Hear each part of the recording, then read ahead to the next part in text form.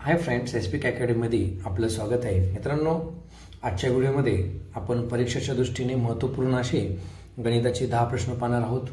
चला तर मग सुरुवात करूया. तत्पूर्वी मित्रांनो, आपण जर या चॅनल नवीन असाल तर चॅनल सबस्क्राईब करायला विसरू नका. व्हिडिओ लाईक आणि शेअर करा जेणेकरून इतरांनाही त्याचा फायदा होईल. पहा, सरळ रूप द्यायचे आहे आपल्याला.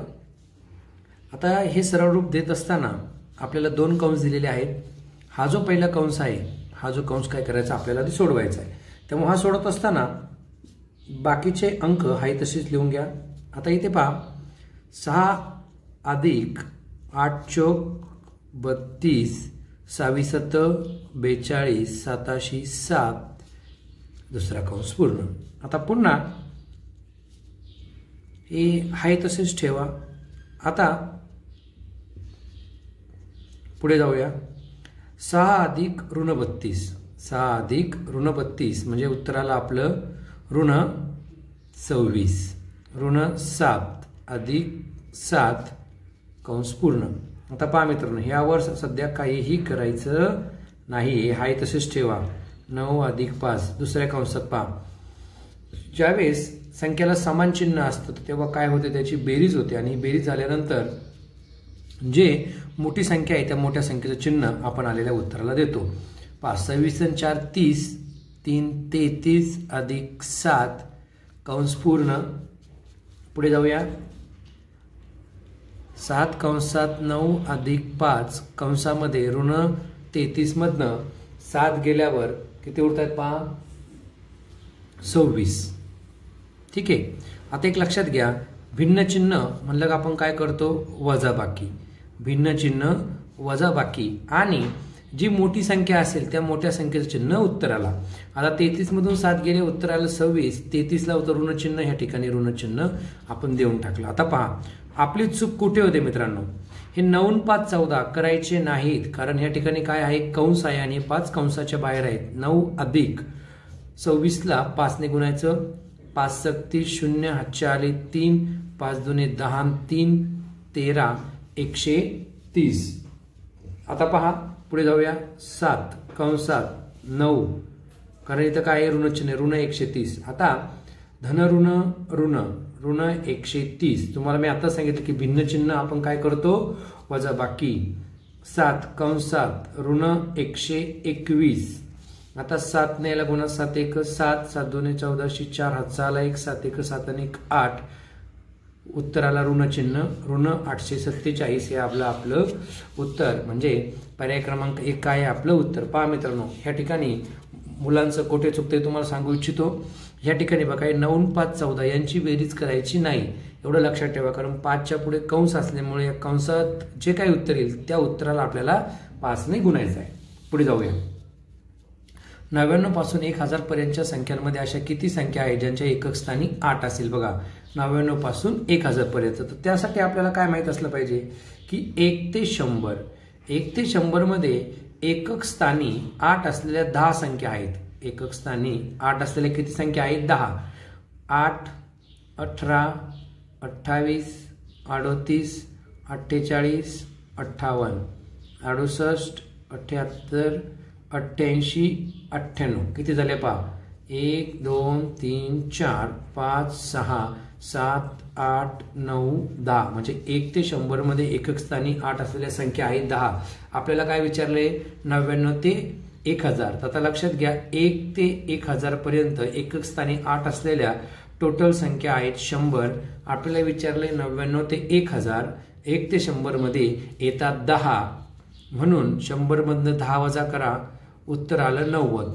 म्हणजे याचा अर्थ काय होतो की 99 पासून 1000 पर्यंत एकक स्थानी 8 असलेल्या संख्या किती आहेत, 90. मित्रांनो, हे PSIच्या पूर्व परीक्षेला आलेलं उदाहरण आहे. नेक्स्ट पहा, वयवारीवर आधारित गणित आहे. 1 वर्षापूर्वी आईचे वय तिच्या मुलाच्या वयाच्या चौपट होते.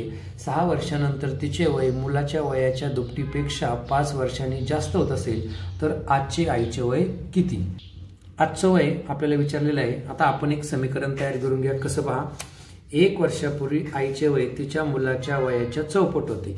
म्हणजे ह्या ठिकाणी मुलाचे वय आपण x मानूया. मुलाचे वय किती मानूया, वय x मानू. मग आईचं वय किती होईल, आईचे वय मुलाच्या वयाच्या चौपट म्हणजे 4x. हे कधी होतं? 1 वर्षापूर्वी. आज काय असेल 1 वर्षानंतर? x अधिक 1 आणि इकडं असेल 4x अधिक 1. समजलं एवढं? आता पुढे जाऊया. 6 वर्षानंतर. किती वर्षानंतर? 6 वर्षानंतर. म्हणजे ते x अधिक 1 होतं. आता काय करूया आपण? आईचं वय आधी इथं घेऊया. 4x अधिक 7 आणि इथे घेऊया x अधिक 7. म्हणजे आपल्याला समीकरण बनवायला सोपं जाईल. 6 वर्षानंतर ह्या आईचं वय मुलाच्या वयाच्या दुपटीपेक्षा 5 वर्षाने जास्त होत असेल तर आपल्याला आईचं आजचं वय काढायचंय. बघा आपलं समीकरण काय तयार झालं? 4x अधिक 7 बरोबर 2 कंसात x अधिक 7 अधिक 5.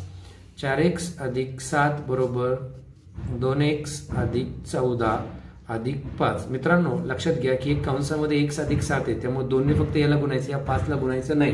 कधी कधी घाईमध्ये आपण गुणून बसतो. आता पुढे बघा 4x हे 2x इकडे आले वजा झाले. 14 आणि 5 19. 19 मधनं 7 वजा करा. 2x बरोबर 12.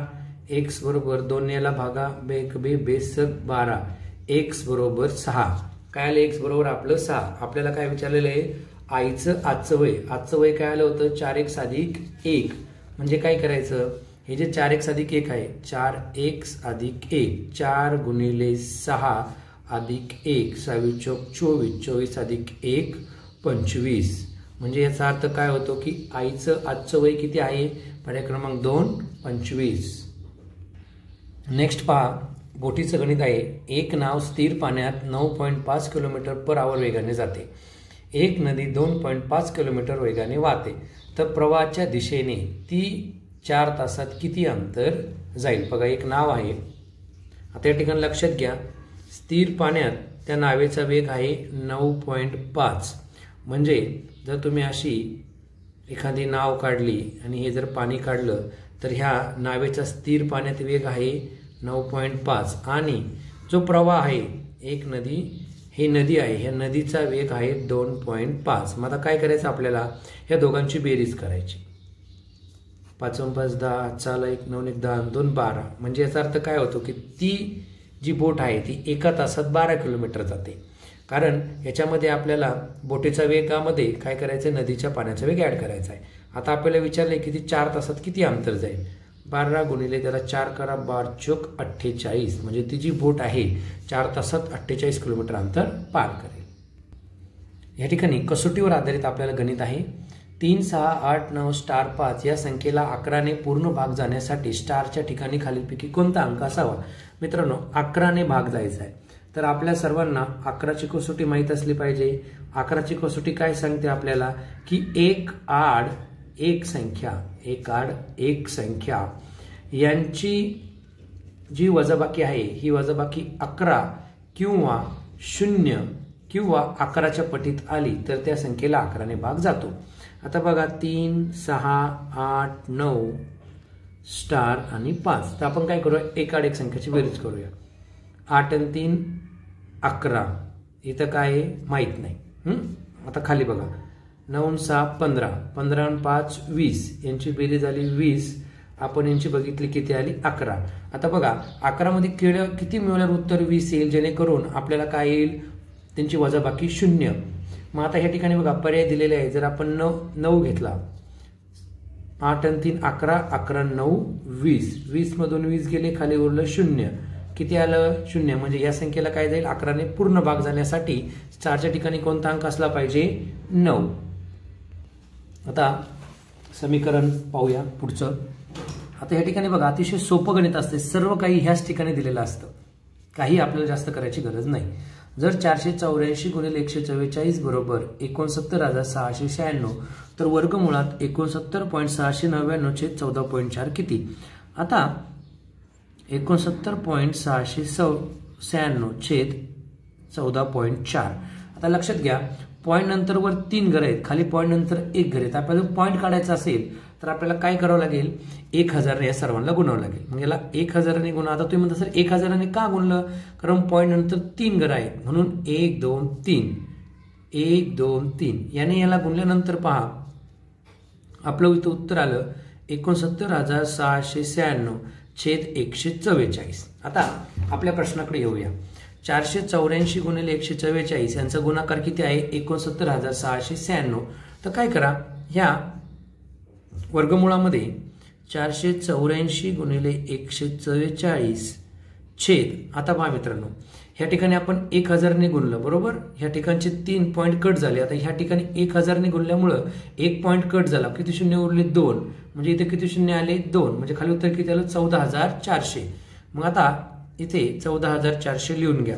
आता हे समजलं तुम्हाला, 69,696 ऐवजी आपण हे घेतलं, तर आपल्याला गणितामध्ये तसं दिलेलं आहे. आता 144 ने याला भाग जातो, तर वर्गमुळात कोण आलं 484 छेद 100 यांचं आपण वर्गमूळ घेऊया.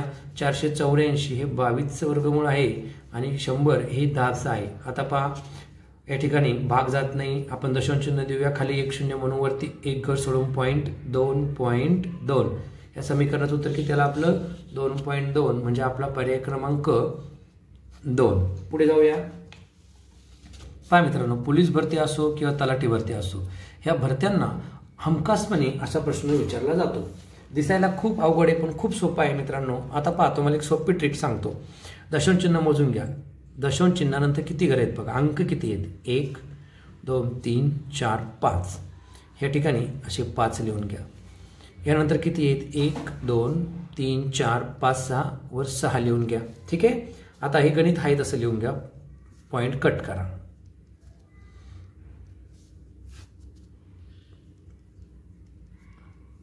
आता पहा खाली किती शून्य येत आहेत, 5. हे 5 गेले, यातून 5 गेला, इथे किती उरला 1. हा 1 म्हणजे काय करायचं, ह्यावरती 1 शून्य द्यायचं, दिला. आता आपण गणित सोडवायला सुरुवात करूया. 5 5 25 0 0 9 चौक 36 12 चौक 48 4 चौक 16 16 गुणिले 50 16 0 0 16 पंचे 80. म्हणजे ह्या गणिताचं आपलं उत्तर किती आलंय 80, म्हणजे पर्याय क्रमांक 1. मित्रांनो, ह्या गणितामध्ये अशी पद्धत काय करा तुम्ही लक्षात ठेवा, जेणेकरून आपला दशांश चिन्हाचा घोळ होणार